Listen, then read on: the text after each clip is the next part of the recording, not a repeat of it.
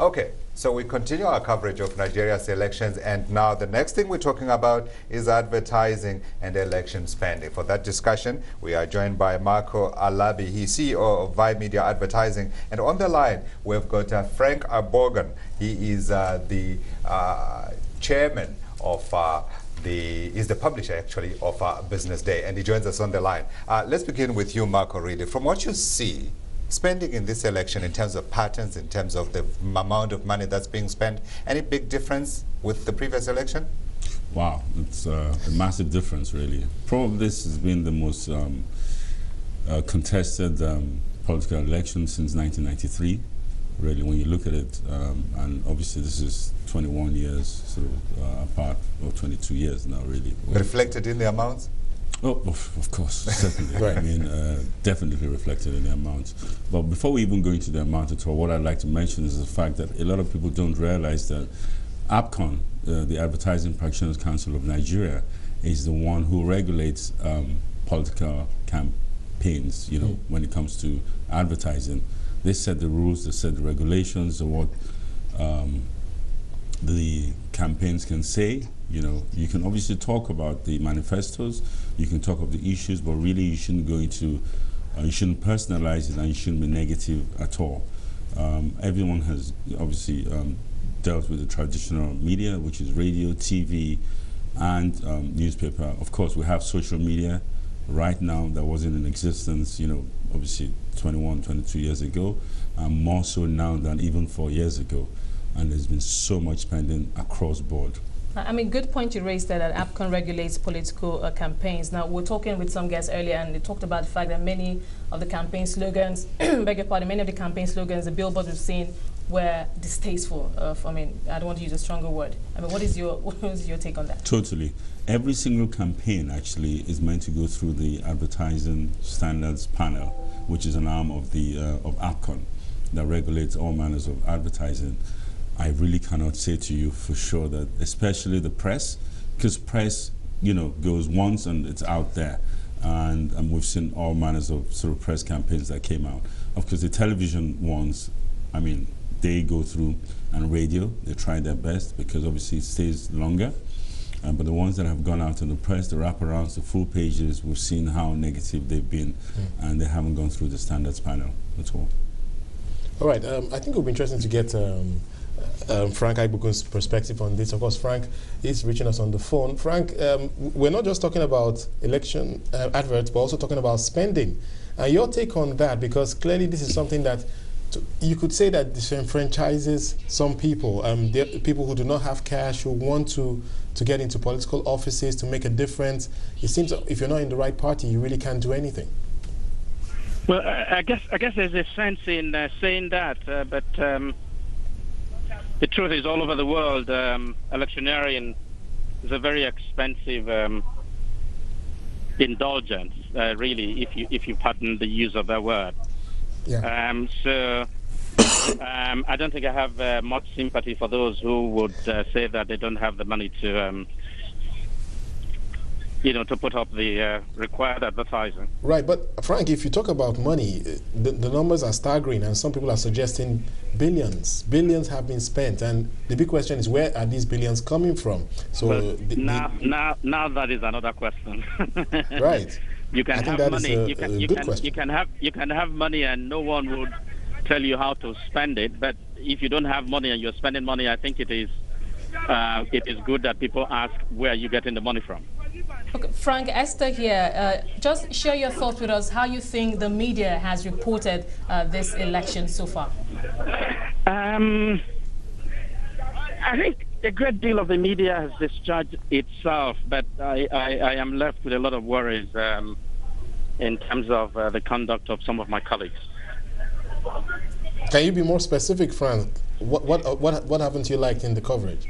I think that if you take a good look at the reporting, especially over the last 2 months, there is, in my view, good evidence to suggest that the media just at some point lost it.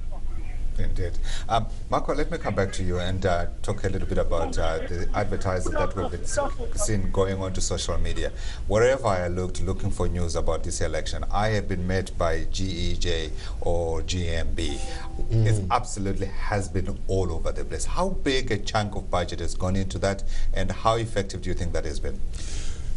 Because we have about probably 40 million people now, sort of the youth, between the age of sort of obviously 18 and 25, and they're trying to target those people.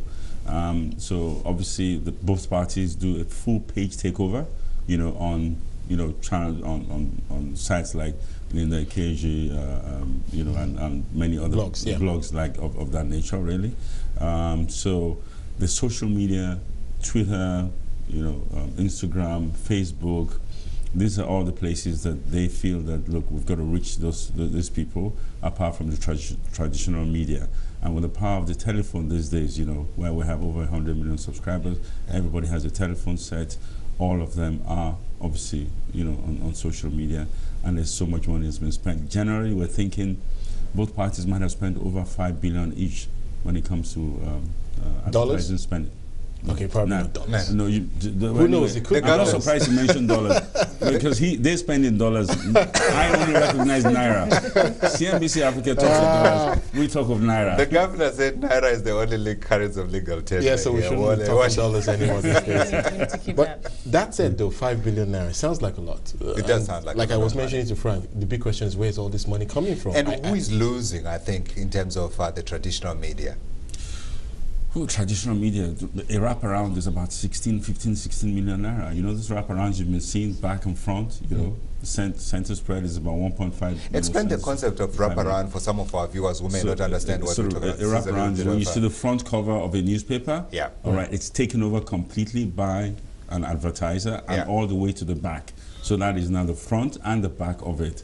So that is now the news item. I bought my newspaper, and now what I'm seeing is JMB when I wanted to see a headline on inflation. Correct. That's it. Sometimes a headline with a distasteful message. Now going forward, how can we ensure that the quality of messages, quality of these campaigns are above board, up to international standards? Nobody is being taken a shot at, and we can all look responsible as we go through the election process. That's why the registrar of APCON, Alhaji Kankarofi, came out sort of in January warning everybody to stay within the rules and regulations of APCON, that it shouldn't be distasteful and that people shouldn't personalize electioneering. But I think I would say there's been a lack of enforcement of the rules here. Yeah, but I wanted to go to Frank and ask him from his perspective how much money he has seen in terms of flowing between the two sides of it. From the traditional media, of course, there's the hard news newspaper and the internet sites. Frank?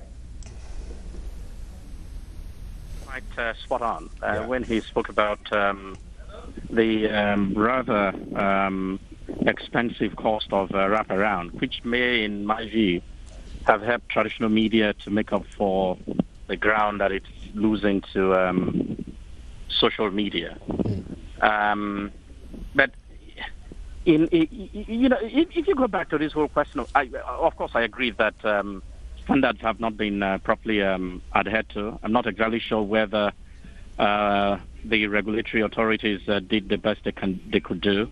I'm not even sure as well whether the media itself submitted itself as it should to oversight by the regulator. In newspapers, for instance, you had incidents where advertising walked in the middle of the night and no one asked whether it had APCON authentication, and the next morning you saw those advertising in the newspapers. And I guess the same for TV as well. Some of the very bad things that we have seen on television. But in the end, it's been a very expensive campaign, and I think the sense is that if we get it right this time, if we can curb rigging to a large extent, I believe very strongly that it will pave the way for good people into politics, and perhaps at some point we would have some more cost-effective elections. Yeah, Frank Aigbogun is the publisher of Business Day, and when he says it's been an expensive media campaign, I'm getting the sense it's been a very good media campaigning for those who are in the advertising industry. And advertising, walking in the middle of the night onto editorial, Hello, the battle is just beginning. Mako Alabi, CEO, Vimedia Advertising, and Frank, as I said earlier, thank you for joining us for that discussion.